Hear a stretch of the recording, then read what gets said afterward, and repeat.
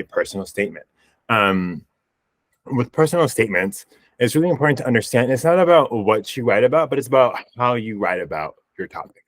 Um, what does that mean, right? There are some essays that can go really well, and there are some essays that can go really bad, depending on how you choose to talk about what you're talking about. Now, there are some just like no essays, like if you are racist in your essay, or if you are express homophobic or you're sexist or whatever ism, right? That's right. I think that's common sense. We stay away from those things, right?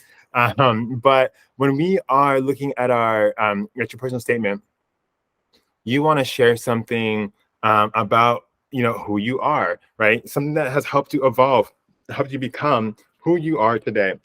And so if you're stuck with your personal essay, it might be helpful to think about this.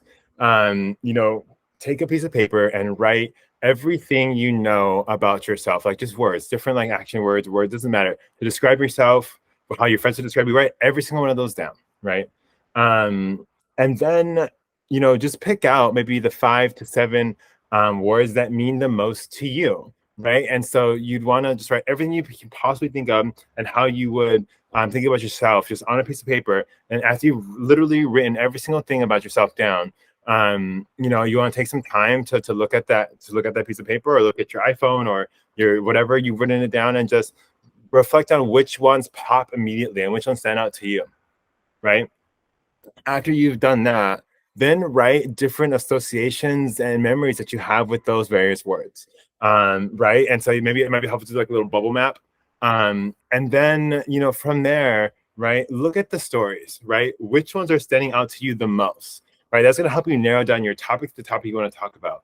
And then, looking at, after you select your 7 words and you look at those stories and associations with those words, right, you're going to select a few, right? And then you're going to see and think about all those stories in conjunction with each other, right? And then maybe the 3 that you selected to come to the kind of like the finals. And you pick one, right? And even amongst that, characteristic and the stories and associations with that characteristic, what do you actually want to share with others about yourself, right? Just because you have something that's incredible that's happened with you doesn't mean you want to share it with other people.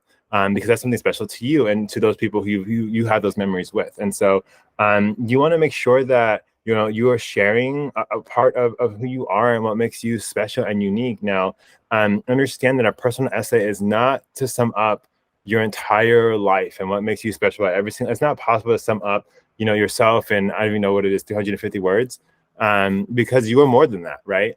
But you just want to you want the essay to show just a glimpse, a memory, a moment, an event, a time, a second, that really reflects who you are, and what are some, important things that you hold true to yourself. It's really quite simple. I've read essays about the floor.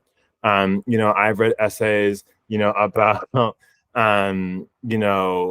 students just like, doing crazy things like composting their own feces and, about their menstrual cycles, right? Some of those essays can go really bad, and some of those essays can go really quite well, right? And so, for example, the student who had written about her menstrual cycle, she talked about that in the light of womanism and how womanism is, important to her identity, as a woman of color, and how that plays out for her, and what that means for her, right? How that's empowering for her to help others, and then connected that with a really strong moment of her standing up for herself in the classroom, right? That she just shared like honestly at 30, maybe what was probably a 30-second clip of a moment, with her essay, with her essay, and like basically not a literal clip, but basically she wrote about a 30-minute second, a 30-second moment that happened in her classroom, and that led to this really powerful and wonderful essay. And so again, keep in mind that it's not about what you write about as well how you write about that topic, right? Because again, reading about someone's menstrual cycle might not be the most entertaining read for someone, but in the way she did it, right, she connected it with power, right, and empowerment, and that was what that means for her, and how she then took that to the next level, and that was so incredibly, honestly, wonderful to read. With supplemental essays, so typically, not always, but typically when you apply to a college in the Common App, or on score, you are going to submit supplemental essays. And so with that being said, you want to make sure you put your best foot forward to the supplements. You don't want to copy and paste your supplement from one supplement to another, because you have to remember that these college admissions officers are incredibly smart and bright people. And yes, you might be smarter than them, but you're not going to out experience them. Right. And so, like, these people have sometimes, doctors and masterates, if not both. And so, it's important to ensure that you are writing each essay that is uniquely specific to that college. And even though you feel like, well, these colleges all look the same, and there are differences within the colleges that make them kind of unique and special. And so keep in mind that, again, they can kind of sniff through those things, and that your essay is uniquely, intertwining, what you want to discuss in this essay with some stuff that is very, very special and specific to that college. There are times where, I've read essays about Vassar, for example, and that was really awkward when I was working in Haverford, right? And so, like, waitlist immediately. It doesn't matter if you're the best kid in that class. Like, if you're going to talk about another school in that essay, like, you're dismissed. And so you want to make sure that even if you're using just a small excerpt from another line, keep in mind that it's so important, for you to ensure that you are very specific and writing about the college, and you are proofing and cross-checking everything. Another common error I think that students make is that they focus on kind of general characteristics of that college, but they don't really talk about details. It's really easy to go to a website and like say like, oh, okay, like they have this crate and this quality and this type of orientation. It's important to keep in mind that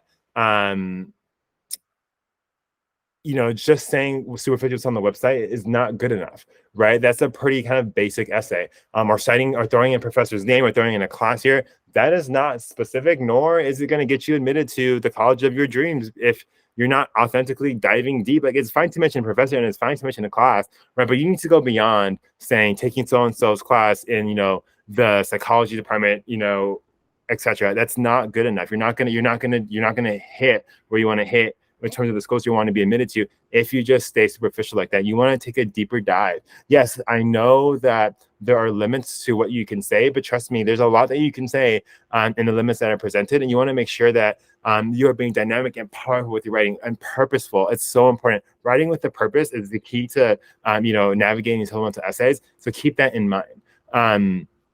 With optional essays, anything that's optional, just do it. Why? Because it's an extra opportunity for you to like share kind of something about yourself. Yeah, have students been admitted who did not submit optional essays to colleges? Absolutely, all the time, probably, right? Like, but in itself, like, you want to give yourself the best possible position to be admitted. Like, that's what you want to do, and so keep that in mind. You want to do anything that's optional for you. With that being said, again, when you're writing all these essays, make sure that, again, it's specific and unique to the college, and specific and unique to you as well. Another, kind of fun thing, if you have siblings who apply to college, don't use their essays. A great colleague of mine, he was at the institution that I worked at for like 5 years, and his brother had used his essay to apply to college. Right, and so he remembered like the exact supplement. He's like, I remember this. It's like, so even if it's like 2 or 3 years ago, like college, we have really, even though we read thousands upon thousands of files, there's a great memories up in here. And so keep that in mind. You don't want to use anyone else's essays, because the college representative will know. Especially when you go to the same school, because guess what? When you're in kind of Slate, which is the program that colleges use to read applications, they're going to see your brother's name, and sometimes they go and click that application from the past, and that application is going to come up, and you can just see if they wrote the same thing or not. So just keep that in mind, as you're kind of reading, writing, and revising your essays. And always don't seek more than just a small handful of people to read and review your essays. You want to make sure that your voice is distinctively yours. Okay.